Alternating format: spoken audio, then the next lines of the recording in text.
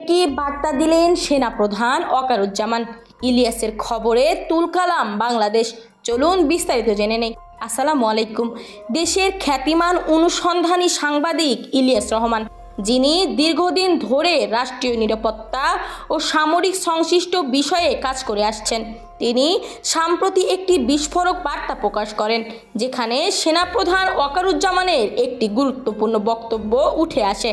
সেনাপ্রধান স্পষ্ট ভাষায় বলেন, পিলখানা হত্যাকাণ্ডে যদি কোনো সেনা সদস্য বা সেনাবাহিনীর কেউ জড়িত থাকে এবং কেউ যদি তার প্রমাণ দিতে পারে, তাহলে তার বিচার এমনভাবে করা হবে যাতে জনগণ চোখে দেখে, ন্যায় বিচার বুঝতে পারে।